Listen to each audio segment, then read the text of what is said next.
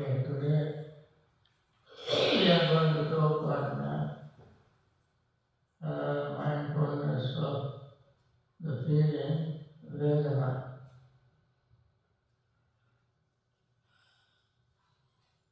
Among the four foundations of mindfulness, contemplation of feeling, Vedananupassana, occupies very important place. Feeling influences almost every aspect of our lives. They affect our thoughts, speech, action, decision, and relationships. More importantly, feeling occupies critical position in the Buddha's teaching. Buddha's explanation of how suffering arises and how suffering can be brought to an end. Therefore, you can see how important feeling is. Every moment of our lives, we are exposed to response, sensory objects. We see forms, hear sounds, smell odors, taste flavors, feel bodily sensations, and experience thoughts and mental objects. Whenever a sense faculty comes into contact with its corresponding object, a sequence of events take place. For example, when the eye sees a visible form, the eye is the internal sense base, and the visible object is the external sense base. When these two come together, eye consciousness arises. The meeting of the eye, visible form, and eye consciousness is called contact, phassa. Conditioned by contact, feeling, Vedana arises. Therefore, Vedana is always present. Thus the sequence is eye, visible form, eye consciousness, contact, and feeling arise. The same process occurs through the ear, nose, tongue, body, and mind. So, feeling is extremely important because it is the point where the cycle of suffering begins to unfold. The Buddha explained this in dependent origination. Asapatya Vedana. We know this. Conditioned by contact, feeling arises. Vedanapatya Tanha. Conditioned by feeling, craving arises. Tanapatya Upadana. Conditioned by craving, clinging arises. Upadanapatya Bhava. Conditioned by clinging, becoming arises. Bhavapatya Jati. Conditioned by becoming, birth arises. Jatipatya Jara Marana. Sogamai Deva Dukkha Domana Supayasa. Sambhavanti. Conditioned by birth, arise aging, sickness, death, sorrow, lamentation, pain, grief and despair. Thus the whole mass of suffering comes into being. If feelings are not understood, craving arises. When craving arises, suffering follows. Therefore, mindfulness of feeling is one of the most direct methods for understanding and overcoming our suffering. The Buddha discussed feeling in many discourses throughout the Nikayas. In Madhyama Nikaya, there is a discourse called Bahuvedaniya Sutta, which explains feeling in great detail. The Buddha describes 108 kinds of feelings. 108 kinds of feelings. The analysis begins with the 6 classes of feelings that arise through the 6 sense doors.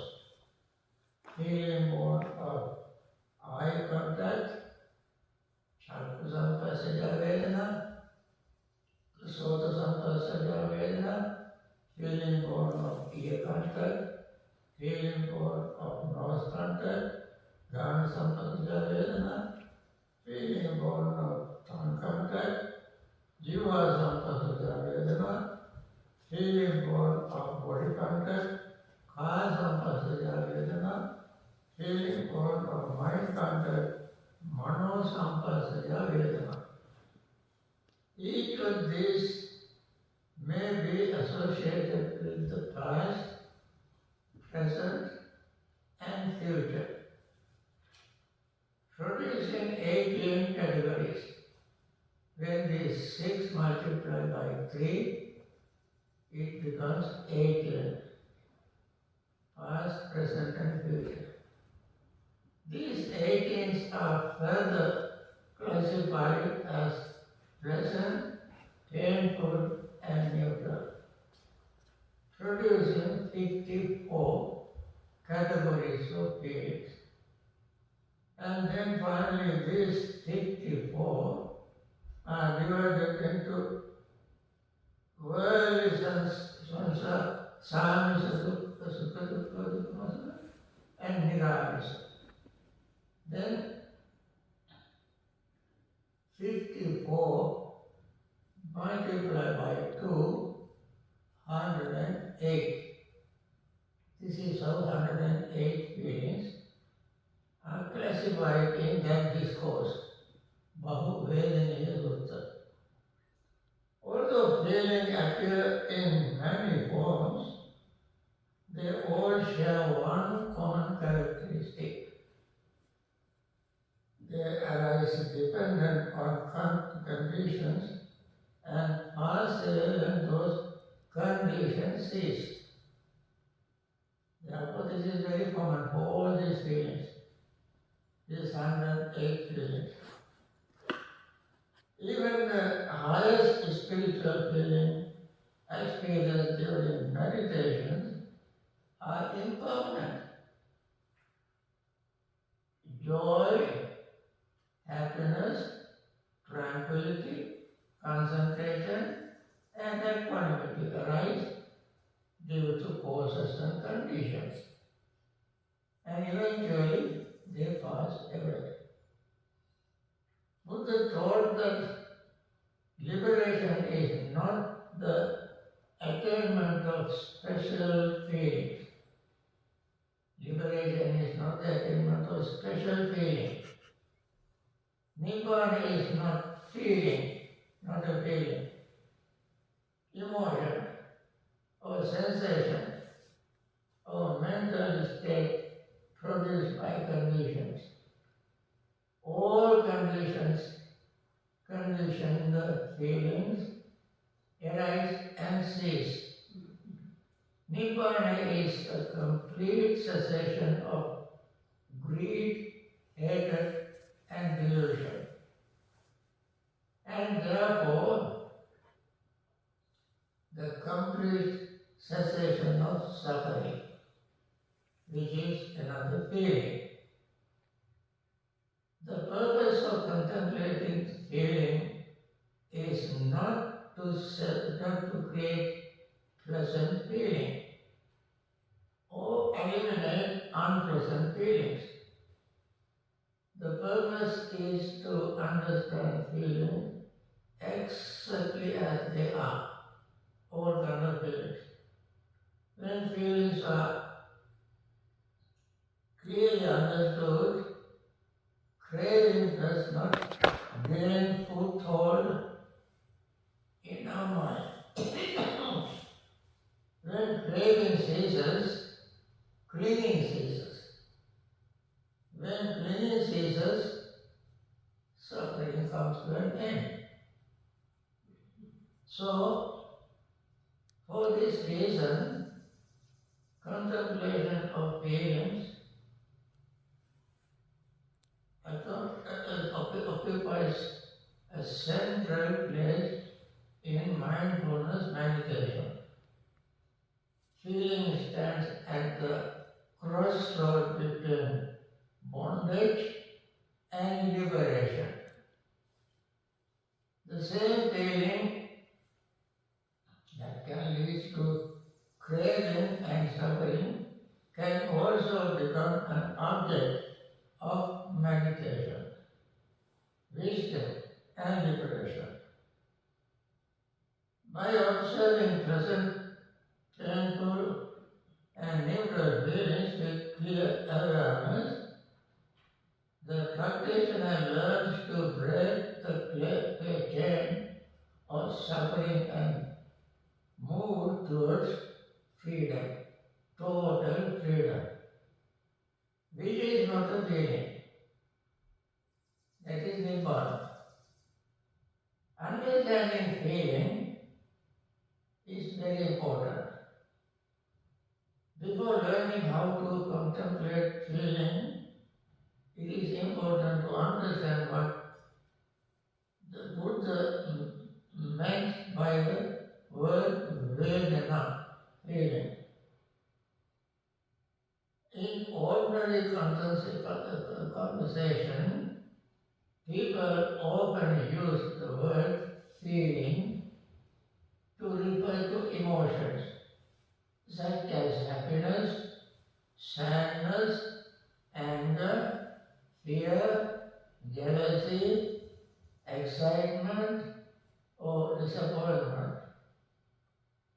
In the Buddha's teaching, however, feeling has a more precise meaning. Feeling or Vedana is the immediate experience that arises when contact occurs, phassa.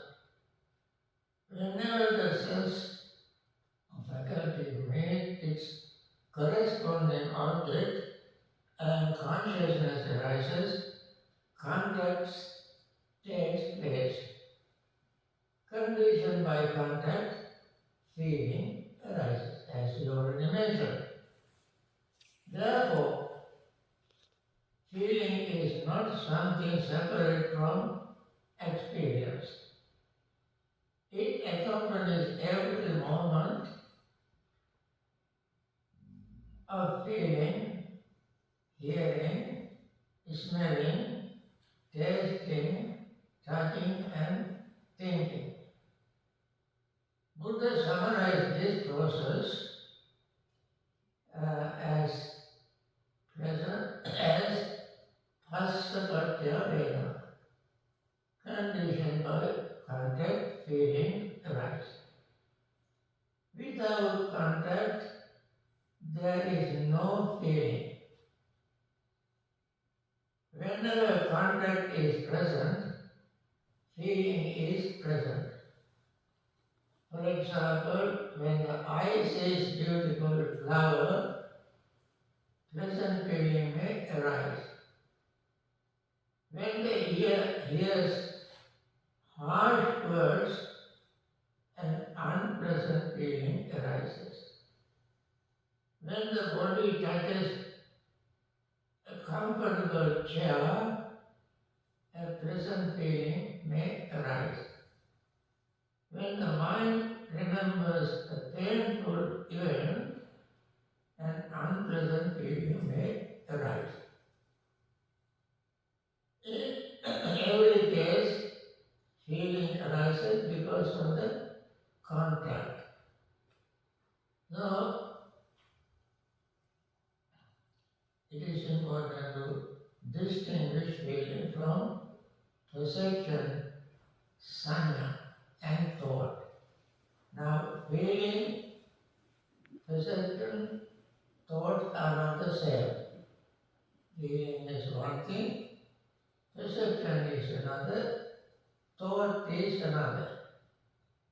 Feeling experiences the active tone of an object. It simply feels whether something is pleasant, painful, or neutral. So perception recognizes and identifies the object. These are differences between these three.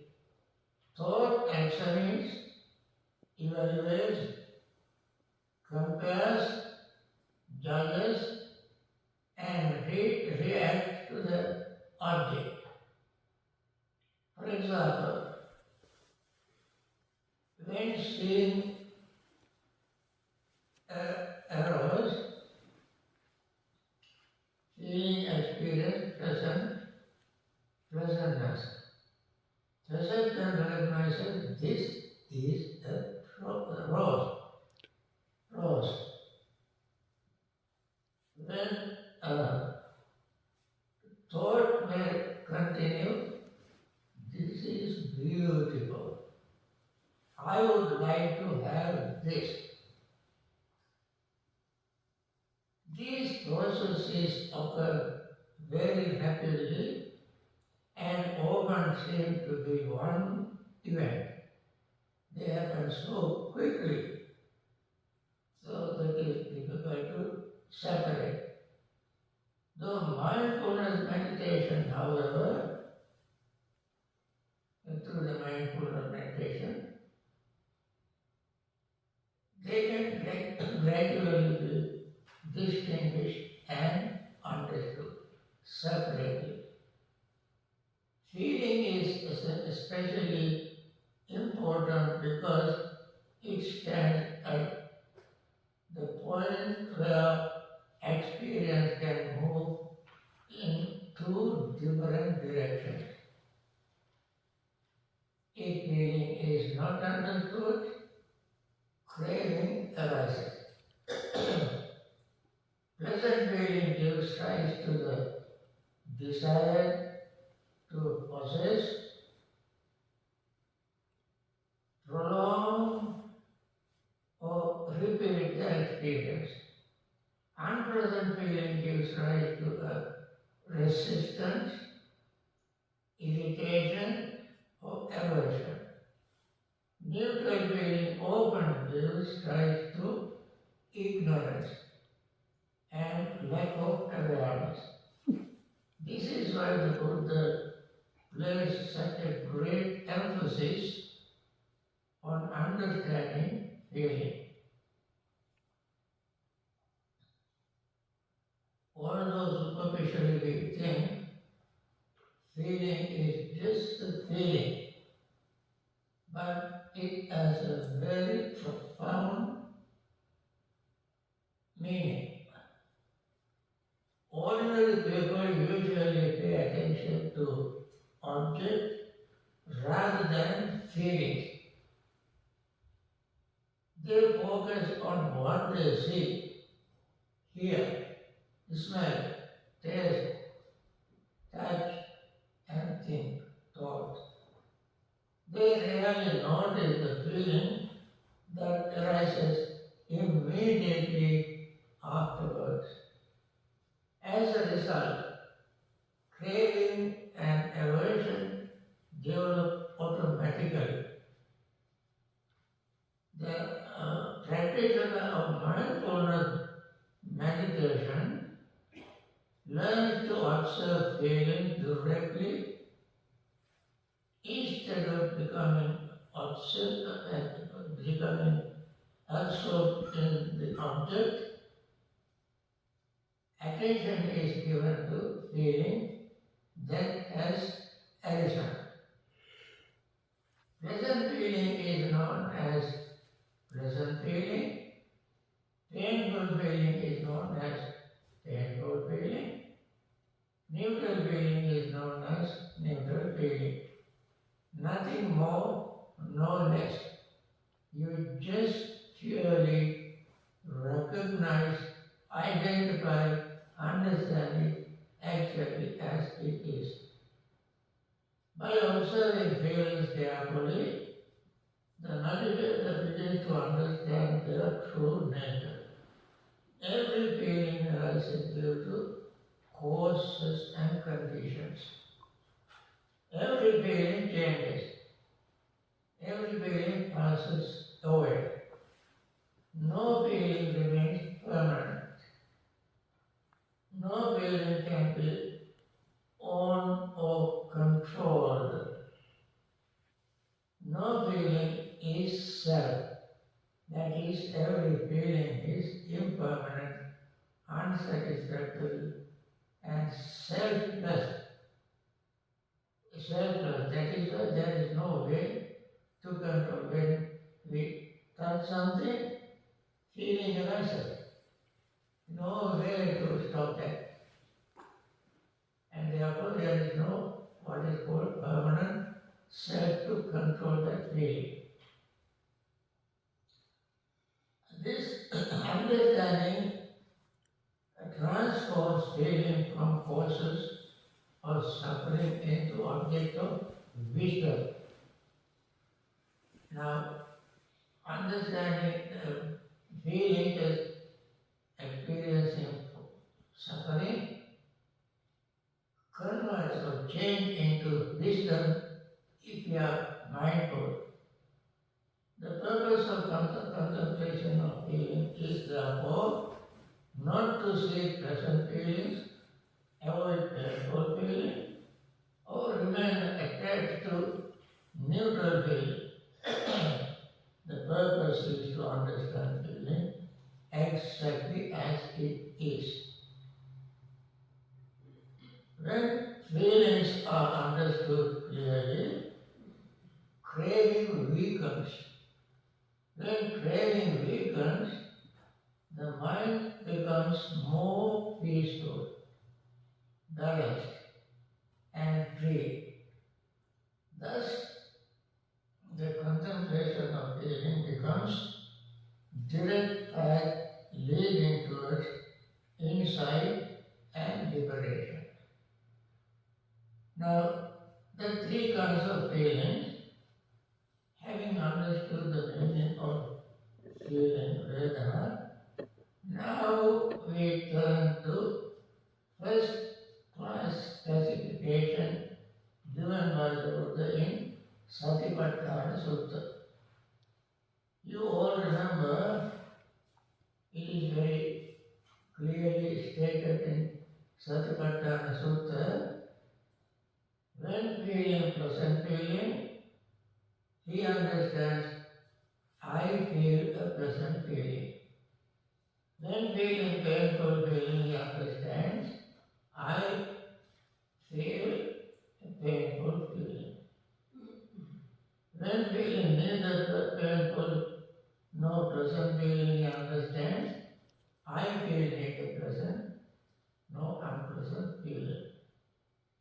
This is first level of contemplation of feelings. The meditator does not analyze the feeling at this level, or judge it, or react to it. He simply recognizes the feeling as exactly as it is. Buddha divided all these feelings into three basic categories. Pleasant feeling, Sukha Vedana, painful feeling, Dukkha Vedana, neither painful nor pleasant feeling nor Dukkha nor Sukha Vedana. Although countless feelings arise throughout our life, every feeling belongs to one of these three categories. All the feelings fall into one of these categories. Pleasant feeling, Sukha Vedana. Pleasant feeling is the feeling of enjoyment, comfort, satisfaction, or happiness that arises when we encounter agreeable object. Beautiful sight, pleasant music, gratification smell, delicious food, a comfortable physical sensation, or an enjoyable thought may give rise to pleasant feeling. Pleasant feeling itself is not a problem. Problem is not the pleasant feeling itself. The problem arises when we become attached to feeling. Everybody feels, even the Buddha felt, Arahants felt. They had no problem because they are not attached to them. Ordinarily, when pleasant feeling arises, craving quickly follows. We want the pleasant feeling, pleasant experience to continue. Pleasant feeling we want to continue. We want the possessive, repeat it, or increase it. Buddha pointed to this danger in dependent origination. How? Vedananupassana, conditioned by feeling, craving arises. Therefore, when pleasant feeling arises, the meditator simply recognizes it as pleasant feeling.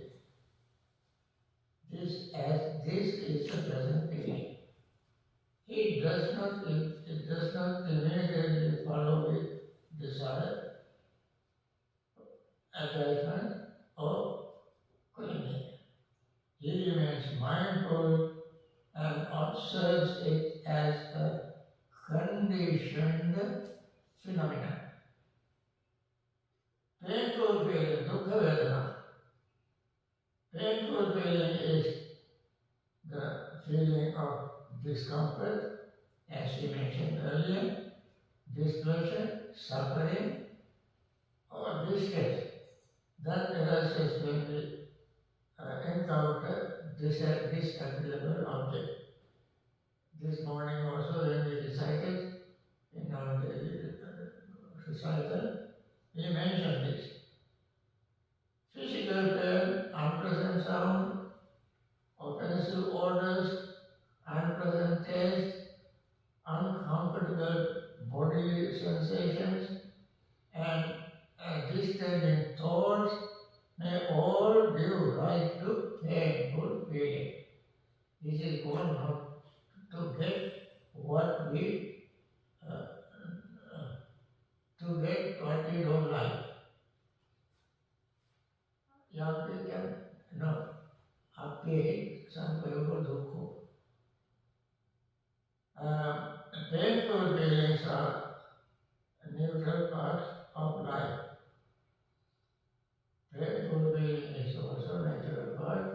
Pleasant feeling is a natural part, and so forth. For instance, illness brings painful feeling. Loss brings painful feeling when you lose your loved ones.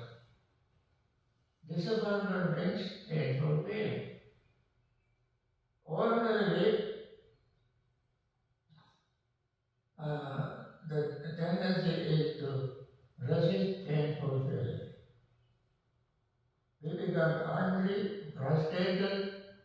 fearful and depressed because we do not want them. However, resistance often creates more suffering than the original feeling itself. When we have dislike, if we resist it, the resistance makes dislike even worse.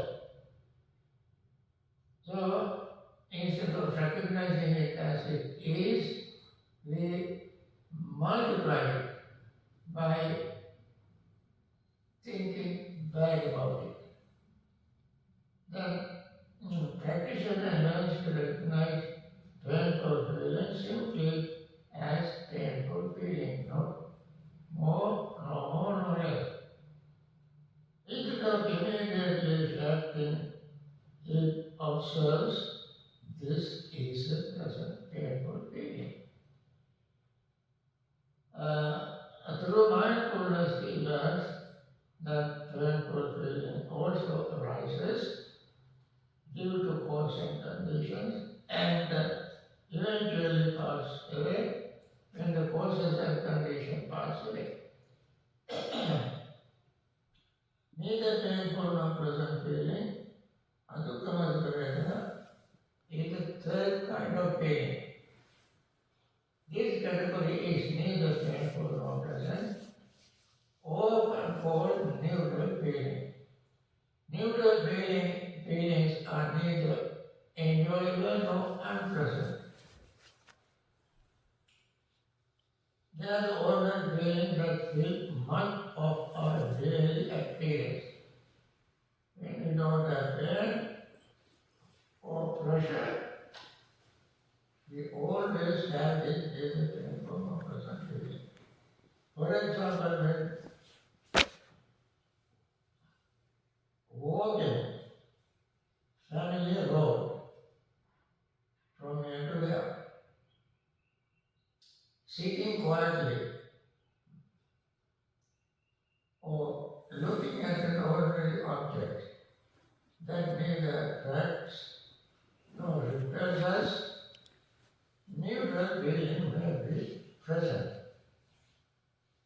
Because neutral feelings are settled, they are often overlooked. Pleasant feelings easily attract our attention. Painful feelings strongly demands our attention. Even though painful feeling we don't like it, attention goes there, we cannot help. Neutral feelings, however, often remain unnoticed. For this reason, neutral feelings can easily become the base of ignorance. Okay, the mind drifts into daydreams, distractions, dullness, carelessness, because nothing appears especially pleasant or unpleasant. The practitioner, therefore, learns to recognize neutral feeling just as carefully as pleasant and painful feelings. When neutral feelings arise, he understands this is neutral feeling. In this way, mindfulness remains continuous and clear. Mindfulness will not be disturbed. Recognizing feeling without reaction is very important. The purpose of this contemplation is not to create pleasant feelings, eliminate painful feeling, or remain attached to neutral feeling. Purpose is simply to know each feeling as it is. When pleasant feeling is present, it is known as pleasant feeling. When painful feeling is present, it is known as painful feeling. When neutral feeling is present, it is known as neutral feeling. The very simple definition is the becoming of wisdom. What you call bringing our mind or turning our awareness into wisdom. Ordinarily, the present feeling gives rise to craving, painful feeling gives rise to aversion, and neutral feeling gives rise to ignorance. This has been clearly stated in Chula Vedana Sutta. If you remember to read it. Then, through mindfulness, this automatic chain is interrupted. And instead of reacting, the meditator observes. This is what I call sometimes participatory observation. While you are participating, without reacting, just observe. Instead of playing, the meditator understands. Instead of becoming controlled by feeling, the meditator uses feeling as objects of mindfulness. This is the first practical step in contemplation of feelings. By repeatedly observing present, painful and neutral feelings, the practitioner begins to see that all feelings arise due to causes and conditions, remains for a brief time, and passes away when the causes and conditions pass away. Gradually, feelings cease to be causes of bondage and becomes objects of insight, leading to its liberation. Now, here is another important part of this. That is worldly and unworldly feeling. What is worldly feeling? What is unworldly feeling? Samisa Sukha Dukkha Upekha, Niramisa Sukha Dukkha Upekha. So after explaining these three basic categories of feelings, present, painful, and neither painful nor pleasant, the Buddha introduced a deeper classification of feeling. And Satipatthana Sutta says that in the feeling section, mindfulness of feeling, Vedananupassana.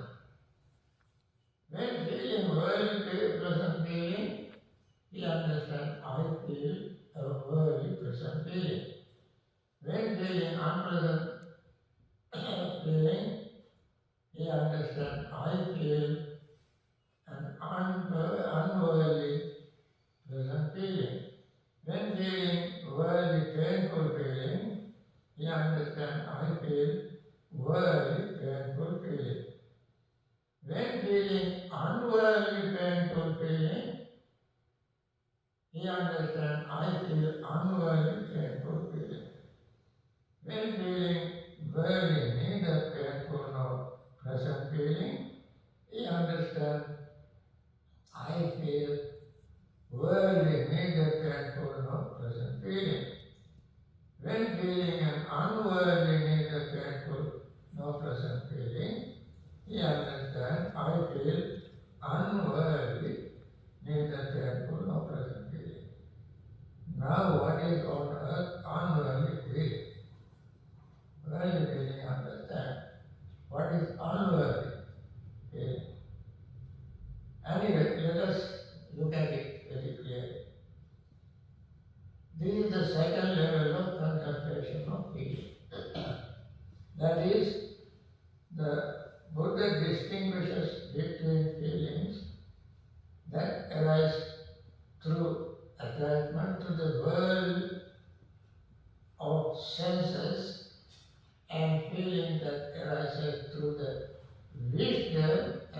spiritual development.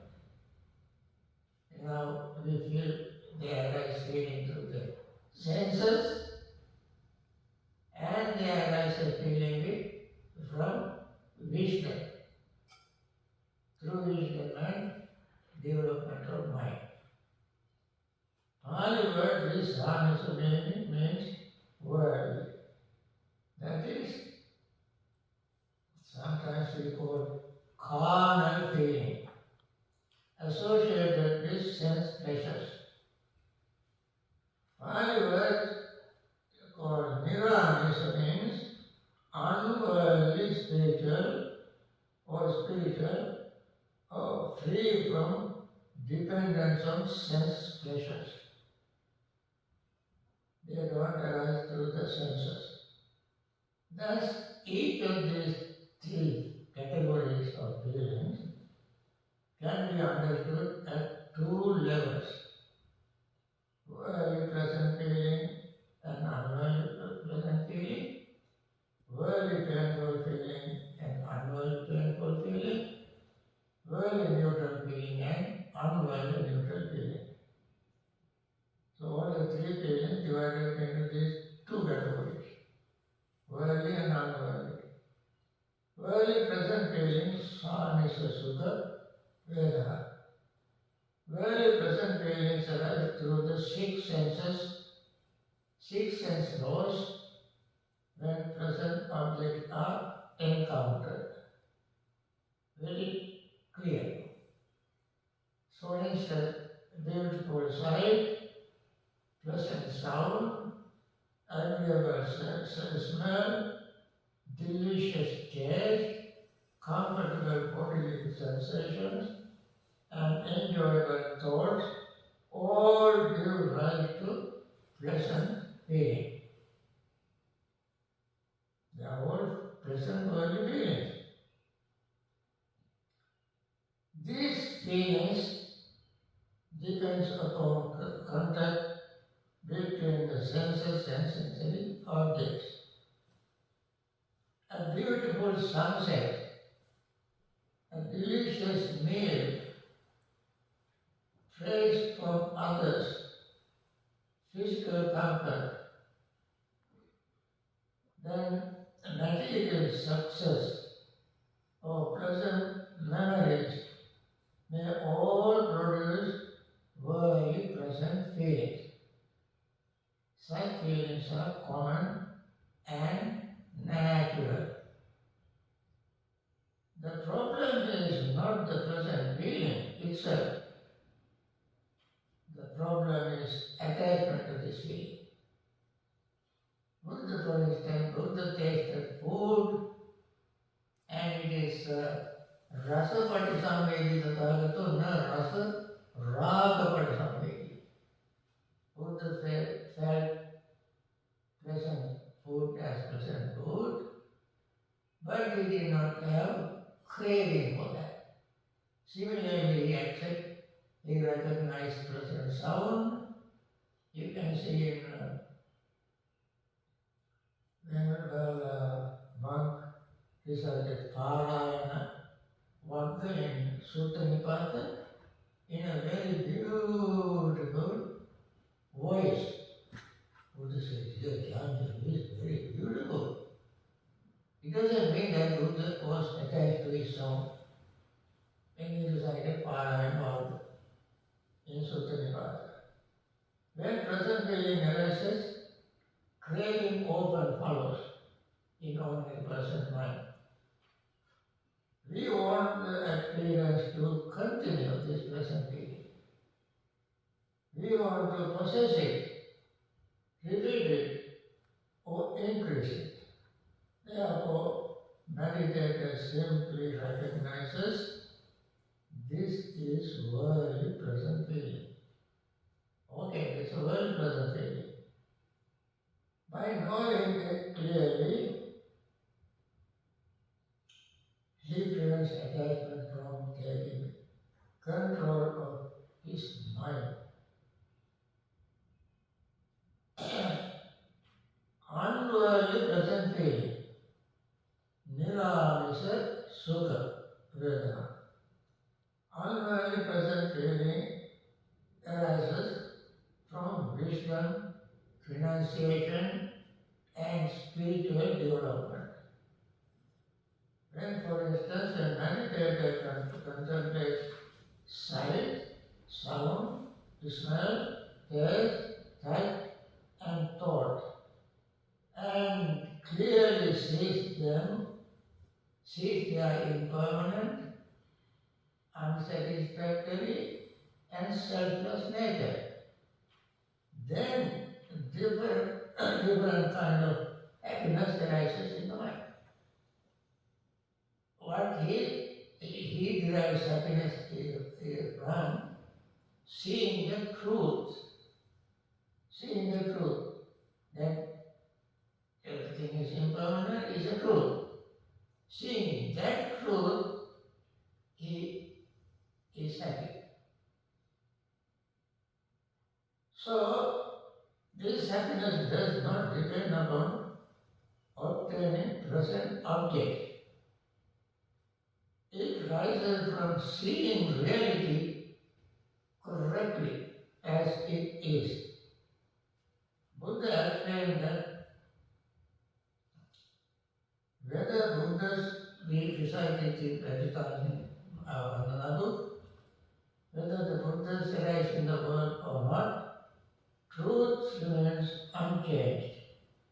For instance, impermanence remains impermanence.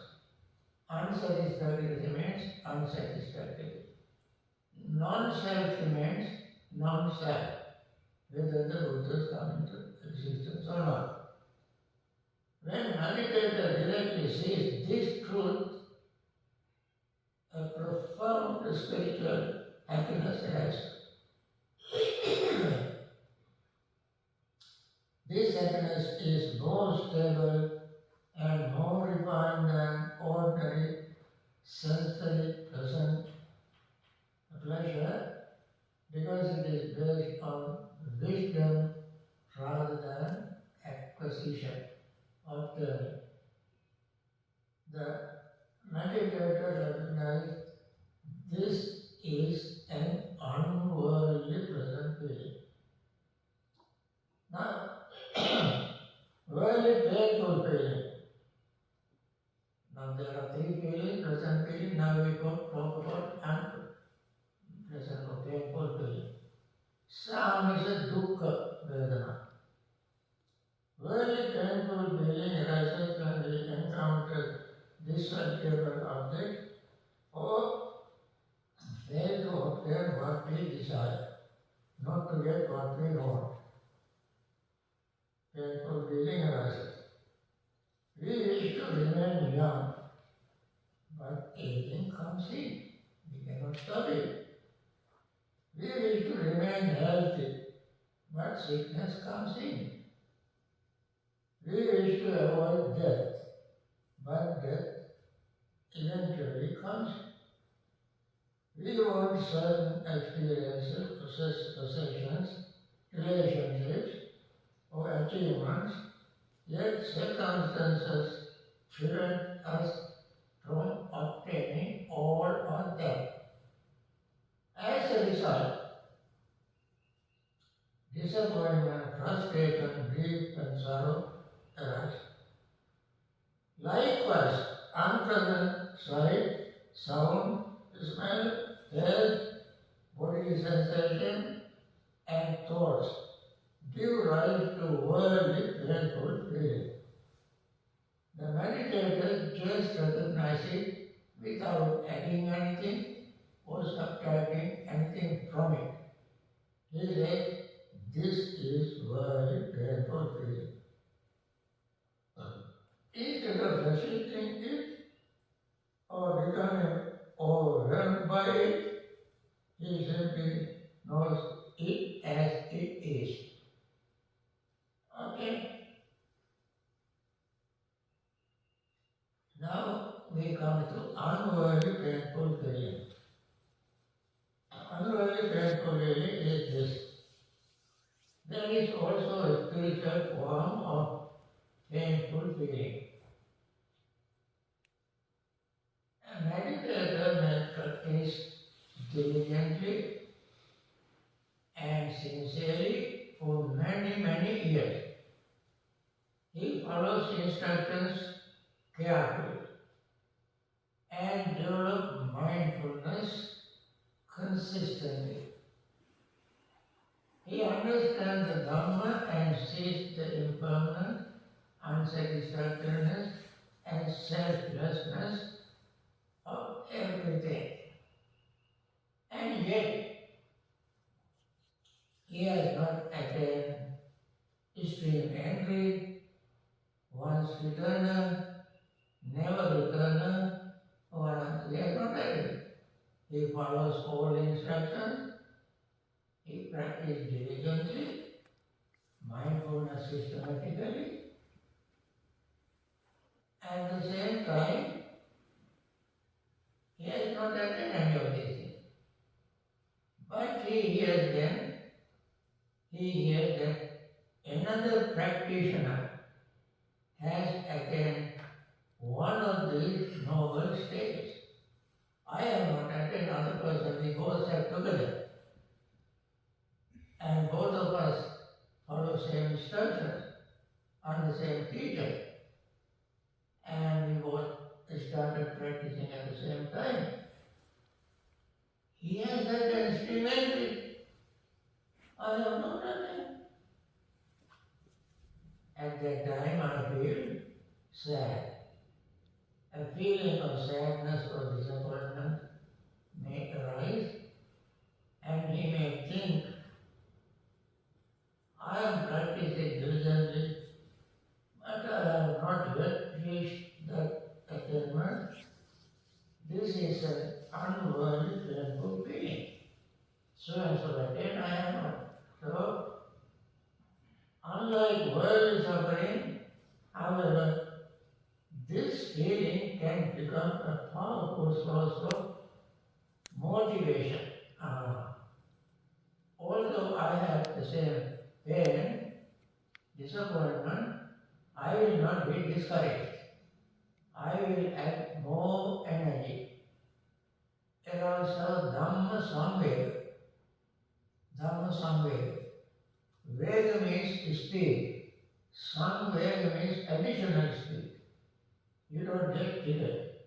You just make more effort to attend it. So, I give rise to spiritual urgency more diligently.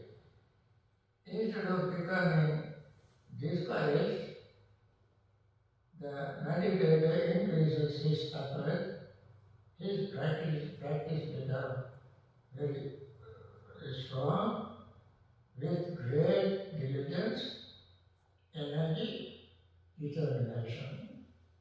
Thus, even this painful feeling becomes supportive of progression on the path.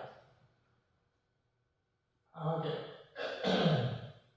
Then worldly neutral feeling, samisa niradukkamasula. This is very important. Worldly neutral feeling is neither pleasant nor unpleasant. Third feeling. A person may see pleasant sight, sound, smell, taste, touch, or thoughts, but eventually lose interest. Neither pleasant nor unpleasant feeling arises. The mind simply becomes indifferent. Much of ordinary daily experiences falls into this category. Because neither neutral feelings are subtle, they often go unnoticed. As a result, the mind easily drifts into distraction, carelessness, or ignorance. The meditator, therefore, learns to recognize it and say, this is worldly neutral feeling, and doesn't make it worse. Then unworldly neutral feeling. Niramisa dukkha masukha. The highest form of neutral feeling arises from wisdom and equanimity arises. A meditator repeatedly observes all conditioned phenomena and sees that everything shares the same characteristic, everything is impermanent, everything is unsatisfactory, everything is without self, all conditioned phenomena are unsatisfactory, without self, just as this unconditioning depends on mind becomes balanced. Present experiences no longer create excitement. Unpleasant experiences no longer create displeasure. A meditator remains calm, steady, and equanimous. This is not the indifference or lack of concern. It is wisdom supported by equanimity. This balanced state of mind is wholesome, healthy, and conducive to liberation. The meditator recognizes this is unworldly, neutral feeling. I think, friends, we have much more to say.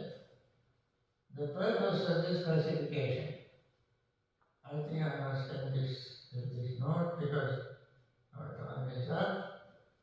The purpose of this classification is not to merely to give names to different kinds of feelings. Its purpose is to deepen our understanding as mindfulness becomes more refined. Meditator learns not only to recognize whether a feeling is pleasant, painful, or neutral, but also to understand whether it rises from attachment to sense pleasures or from wisdom and spiritual development. I think this might be enough for today's talk, and this deeper understanding helps transform feeling from cause of bondage into object of insight. When feelings are known clearly as and completely, craving weakens, wisdom grows, the path towards liberation becomes very clear. I think with this ends today's talk, and I hope we all develop some ideas of feeling, how we use feeling, what kind of feelings are there, and how we use these feelings for attaining liberation. With this, I like to introduce.